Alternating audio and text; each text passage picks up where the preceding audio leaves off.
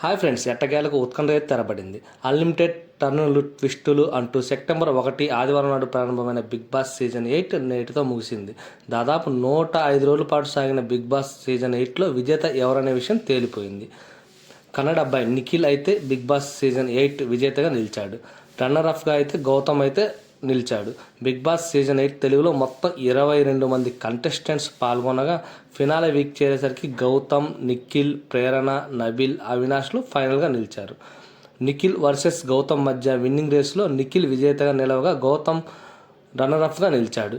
విజేత నిఖిల్కి 55 లక్షల ప్రైజ్ మనీతో పాటు మారుతి సుజుకి కారు కూడా సొంతం చేసుకున్నాడు. నటుడు నిఖిల్ అయితే గోరింటాక్ సీరియల్ ద్వారా తెలుగు ప్రేక్షకులు దగ్గరయ్యాడు. ఈ సీరియల్లో పార్థుగా ఆడియన్స్ని అలరించాడు. నిఖిల్ సొంతూరు అయితే కర్ణాటకలోని మైసూర్. నిఖిల్ తండ్రి జర్నలిస్టు. సీరియల్ నటుడిగా తెలుగు ప్రేక్షకుల్లో అభిమానం సంపాదించిన నిఖిల్ బిగ్ బాస్ కంటెస్టెంట్స్గా మరో మెట్టయితే ఎక్కాడు. రన్నర్-అఫ్గా నిలిచిన గౌతమ్ వైల్డ్ కార్డు ద్వారా ఎంట్రీ ఇచ్చిన సంగతి అయితే తెలిసిందే. వైల్డ్ కార్డు ద్వారా వచ్చిన నిఖిల్కి మాత్రం గట్టిగా పోటీనిచ్చాడు. ఎలిమినేట్ అయిపోయాడనుకున్న గౌతమ్ తిరిగి టైటిల్ రేస్లో నిలిచి నిఖిల్కి చెమట్లో పట్టించడంతో పాటు చివరి వరకు గట్టి పోటీనిచ్చాడు.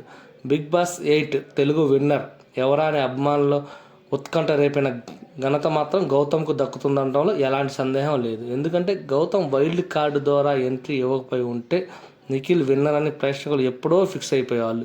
కానీ గౌతమ్ రావడంతో టైటిల్ రేస్లో మరో ఆప్షన్ వచ్చింది. చివరి వరకు టఫ్ ఫైట్ ఇచ్చిన గౌతమ్ చాలా తక్కువ ఓటింగ్ తేడాతో మాత్రమే రన్నర్-అఫ్గా నిలిచాడు. ఏదైతేనేమి ఇద్దరు విన్నర్స్ కావడానికి అర్హులే. అయితే నిఖిల్కి కొద్ది మొత్తంలో ఓటింగ్ అధికంగా రావడంతో విన్నర్ అయ్యాడు. గౌతమ్ రన్నర్-అఫ్గా సరిపెట్టుకోవాల్సి వచ్చింది. ఇక నిఖిల్కి అయితే మొత్తం 55 లక్షలు ప్రైజ్ మనీకి అయితే దొరికింది. వాడిని ఇంత కష్టపడి ఆడి నానా మాటలు పడి రక్తం చిందించి 105 రోజుల్లో 50 లక్షల ప్రైజ్ మనీ సంపాదిస్తే అందులో నిఖిల్కి మిగిలేది కేవలం 25 లక్షలు మాత్రమే. మిగిలిన 30 లక్షలు మింగేసేది ఎవరు అనుకుంటున్నారా? నిఖిల్ కష్టపడి ఆడితే కోత ఎందుకు? గతంలో కూడా ఇలానే జరిగిందా అని అందరూ అనుకుంటూ ఉంటారు. ఈ సీజన్లో ఇలా జరుగుతుందా? సీజన్ 1 నుంచి 8 వరకు ఏం జరిగింది, విన్నర్స్లో ఎవరికంత వచ్చిందో పూర్తిగా చూద్దాం. సీజన్ 8 విజేతగా నిలిచిన నిఖిల్కి 55 లక్షల ప్రైజ్ మనీతో పాటు మారుతి లగ్జరీ కారు కూడా బహుమతిగా వచ్చింది.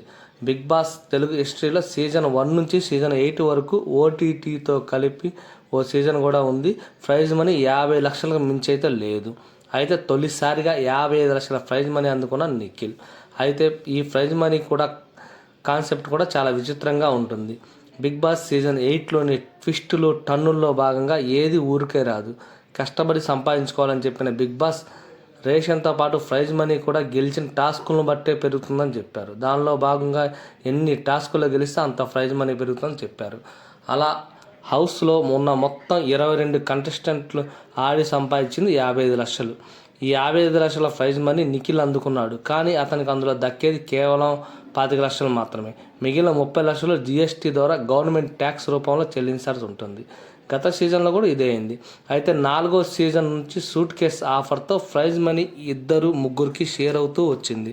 4వ సీజన్లో సోహైల్ 25 లక్షల ప్రైజ్ మనీ తీసుకుంటే ఓటీటీ సీజన్లో హరియానా మరియు 6వ సీజన్లో శ్రీహాన్ 40 లక్షలు, 7వ సీజన్లో యావర్ 15 లక్షలు సూట్ కేసు తీసుకున్నారు. ఇక ఈ సీజన్లో కూడా సూట్ కేసు ఆఫర్ ఉండటంతో ఖచ్చితంగా 55 లక్షల ప్రైజ్ మనీ కోత పడుతుందని అంతా అనుకున్నారు. అయితే ఈ సీజన్లో సూట్ కేసు లెక్కలన్నీ తారుమారయ్యి ప్రైజ్ మనీ మొత్తం 50 లక్షలు విన్నర్కే దక్కింది. అయితే 55 లక్షలు అంటే చిన్న అమౌంట్ ఏం కాదు. దెబ్బకు లైఫ్ సెట్ అని అంతా అనుకున్నారు. కానీ ఈ ప్రైజ్ మనీలో భారీ కోత పడనుంది. 55 లక్షల ప్రైజ్ మనీలో నిఖిల్కి దక్కేది కేవలం 25 లక్షలు మాత్రమే.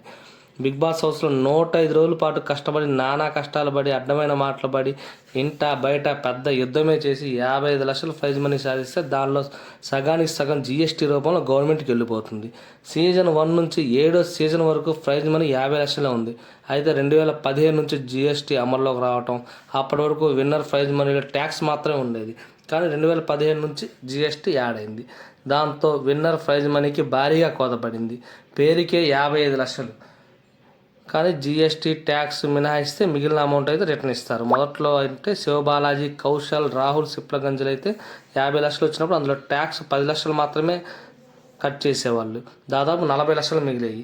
కానీ రాను రాను ట్యాక్స్ మార్జిన్ పెరగడంతో పాటు జీఎస్టీ యాడ్ కావడంతో విన్నర్ ప్రైజ్ మళ్ళీ దాదాపు 50% ట్యాక్స్ రూపంలోనే పోతుంది. ఇక సీజన్ 5లో విజే సన్నీ విన్నర్ కాగా అతనికి 50 లక్షల ప్రైజ్ మనీ అయితే వచ్చింది. అందులో దాదాపు 27 లక్షలు జీఎస్టీ రూపంలోనే పోయింది. అంటే బిగ్ బాస్ హౌస్లో ఆడే ఆట కంటెస్టెంట్స్కే కాదు, గవర్నమెంట్కి కూడా రెమ్యునేషన్ అందుతున్నట్టే. మొత్తానికి ఈ 105 రోజుల్లో నిఖిల్ బిగ్ బాస్ హౌస్లో గేమ్ ఆడితే గవర్నమెంట్కి 30 లక్షలు సంపాదించి పెట్టాడనమాట. నా వీడియో నచ్చినంత లైక్ చేయండి, సబ్స్క్రైబ్ చేయండి. Thank you all.